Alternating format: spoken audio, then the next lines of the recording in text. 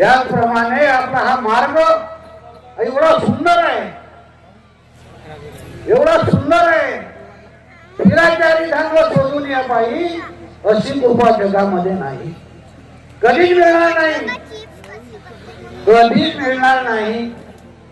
या ठिकाणी परमपूज्य परमात्मा सेवक मंडळाच्या वतीने भव्य असे मानव धर्माचे सेवक संमेलन व चर्चा बैठकीचे आयोजन केलेले आहे. ह्या बैठकीमध्ये ह्या कार्यक्रमामध्ये स्वयं भगवान बाबा हनुमानजी उपस्थित आहेत, यांना माझा प्रणाम.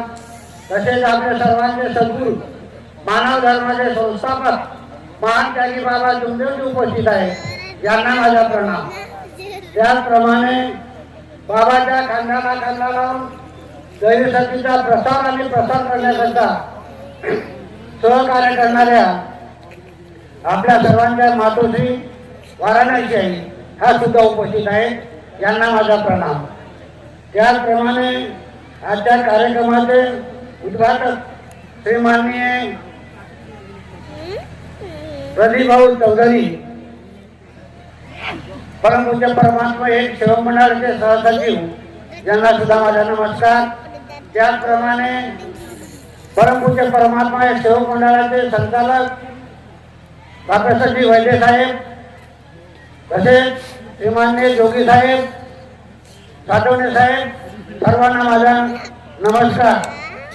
त्याचप्रमाणे मंचावर उपस्थित असलेले परमपूज्य परमात्मा एक सेवक मंडळाचे माझे अध्यक्ष मदनकर साहेब, त्याचप्रमाणे कोषाध्यक्ष साहेब आणि माजी पदाधिकारी, सर्वांना माझा नमस्कार. तसेच परमपूज्य परमात्मा एक सेवक मंडळाअंतर्गत शाखा मोवाडी, शाखा भंडारा, शाखा साकोली येथील सर्व पदाधिकारी, यांना सर्वांना माझा नमस्कार. मंचावर उपस्थित असलेले सर्व मार्गदर्शकगण, कार्यकर्तागण, यांना सुद्धा माझा नमस्कार. त्याचप्रमाणे उपस्थित असलेले सर्व सेवक बंधू भगिनी, बालगोपाल, सर्वांना माझा नमस्कार. तसेच या गावचे प्रतिनिधी नागरिक, सरपंच, उपसरपंच, यांना सुद्धा माझा नमस्कार. पोलीस खात्याचे इन्स्पेक्टर, यांना सुद्धा माझा नमस्कार. सर्वांना माझा नमस्कार. पहा, आतापर्यंत आपल्याला बरीच काही माहिती मंडळाच्या पदाधिकाऱ्यांनी दिलेली आहे. कारण महान त्यागी बाबा जुमदेवजींनी ही दैवशक्ती प्राप्त करून प्रथम आपल्या कुटुंबातील दुःख दूर केलं आणि दुःख दूर केल्यानंतर बाबांनी भगवंताला वचन दिलं, कारण मी निष्काम भावनेने सेवा करीन आणि सत्य मर्यादा प्रेमाचं आचरण करीन, मरीन किंवा जगीन, हे बाबांनी वचन दिलं. आणि महान त्यागी बाबा जुमदेवजींनी ही दैवशक्ती आपल्या कुटुंबापुरतं न ठेवता गावोगावी खेड्यापाड्यामध्ये जाऊन या दैवीचा प्रचार आणि प्रसार केला आणि मानवाला जागवलं. मानव जागला आणि या मार्गात बुडला आणि सेवक झाला. कारण बाबा म्हणे, माझ्यासारखे या जगामध्ये कितीतरी दुःखी लोक आहेत, कितीतरी दुःखी लोक आहेत, यांचा काय. बाबांनी विचार केला, ह्या आपल्या पुरती दैवशक्ती न ठेवता अशी गोर गरीब दुःखी मानवाला वाटून दिली. कारण या मार्गात येणारे प्रत्येक जो सेवक आहे तो कोणा नाही कोणा दुःखांना ग्रासलेला होता. कुणी टीबी, कॅन्सर, महारोग, एड्स अशा रोगाने ग्रासलेला होता. कारण या मार्गात आल्यानंतर सुखी समाधान झाला.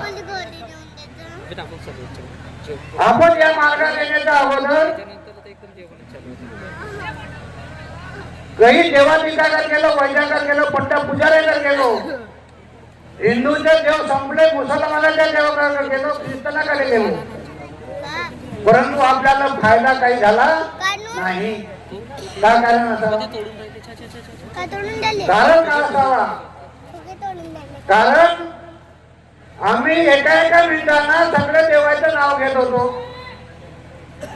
एका एका सेकंदामध्ये सगळे 36 कोटी देवाचं नाव घेत होतो आणि तोही आपल्याला कामात आले नाही. का कारण आहे? कारण आपण आपलं आत्मबल आपलं मन भटकत होत आणि एकावर काही त्यांचा विश्वास राहिला नव्हता. परंतु महान त्यागी बाबा जुमदेवजींनी एकच भगवंत बाबा हनुमानजीला बाबा हनुमानजीला प्राप्त केली आणि ती दैवी शक्ती तुम्हा आम्हाला अशी फुकट वाटून गेली. ही दैवी शक्ती आहे.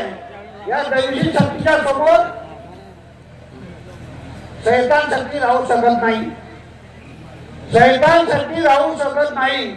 आतापर्यंत जे आपले प्रवक्ते बोलले, आपले पदाधिकारी बोलले, ते सगळं त्याच्यावरच भाष्य केलं.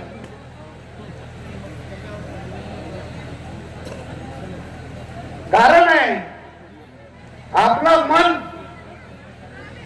मन आपण त्यागमय जीवन जगलो. त्यागी जीवनाने आपण आपलं भगवंताला प्राप्त केली. हे सगळं तुमच्या जवळ आहे. भाव देती देव, भाव देती देव, देव देती भाव. जर तुमचा भाव तुमची श्रद्धा जर बसली नाही तर तुम्ही किती काय केल्या, किती अगरबत्ती लावल्या तरी काय होणार नाही. अशी ही दैवी शक्ती आहे. या दैवी शक्तीचा वापर आपल्या कुटुंबामध्ये कशा प्रकारे करायचा आहे हे आपल्याला आत्मचिंतन करणे आहे. एक चित्त, एक लक्ष, एक भगवान मानणे आहे. तरच आपलं जीवन सार्थक होईल असं बाबाने सांगितलं. या मार्गात असे काही लोक आहेत बाबा म्हणे बोटावर मोजण्यासारखं राहते, बोटावर मोजण्यासारखं. 1992 ला बाबाचा दौरा आमच्या साकोलीला माझ्या घरी झाला. त्यावेळेस माझा घर फोडण्याचा होता आणि आमचा घर फोडण्याचा मानला होता. त्यावेळेस काही जास्त सेवक नव्हते. आमच्या साकोलीच्या क्षेत्रामध्ये 5-7 सेवक होतो. बाबा म्हणे असं काही येतील ना, काही जातील म्हणे. बोटावर मोजण्यासारखं राहतील म्हणे, बोटावर मोजण्यासारखं. परिस्थिती तशी झाली. ज्यावेळेस ह्या उन्हाळ्यामध्ये आंब्याला बहार येतो, आंब्याला बहार येतो आणि आंबे लागतात. लागल्यानंतर लोकांना वाटते का या आंब्याचं, या झाडाला आंबे 3 का 4 ट्रॅक्टर नेतील याची काही गॅरंटी नाही. तसंच आपला हा झाड फुलत चालला, वाढत चालला, आंब्या फुलांना बहारला. परंतु तो आंबा वादळ वारा, पाणी, पाऊस आला, जो कच्च्या ठेकीला असते तो बदबद खाली पडते आणि लोक मग ते आंबा उचलायला जाते.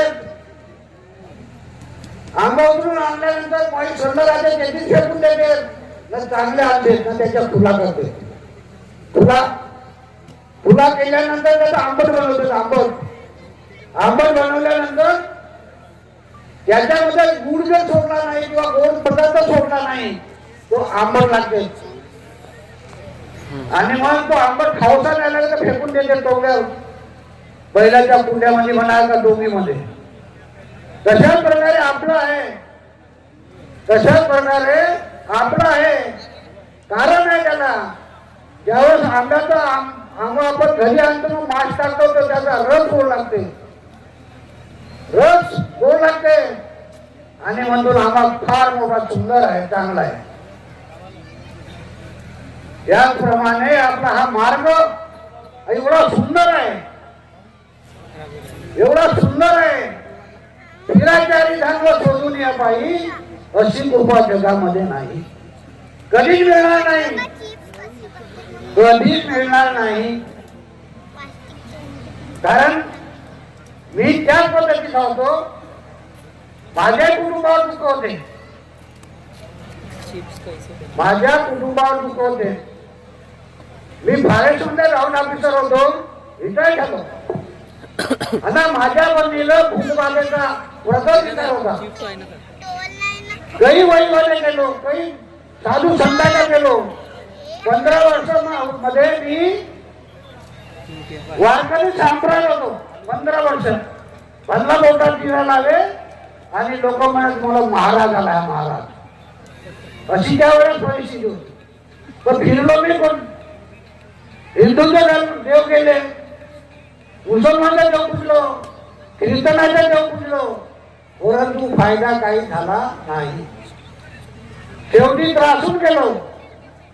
काय करावं काही समजत नाही. पगार येत होता, पगार पुरत नव्हता. दुसऱ्या दिवशी दुसऱ्याला 5 रुपये देगा भाऊ म्हणायची अशी परिस्थिती होती. माझा एक मित्र डॉक्टर होता. साहेब म्हणे वहिनीला म्हणे आता ऑपरेशन करू म्हणे. आयुर्वेदिक डॉक्टर होता.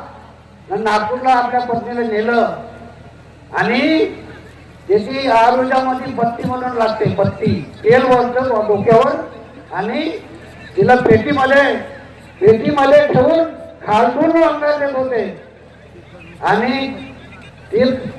आपला ट्रीटमेंट चालू होती.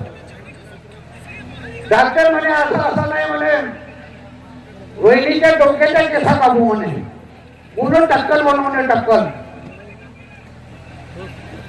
मी म्हणलं टक्कल.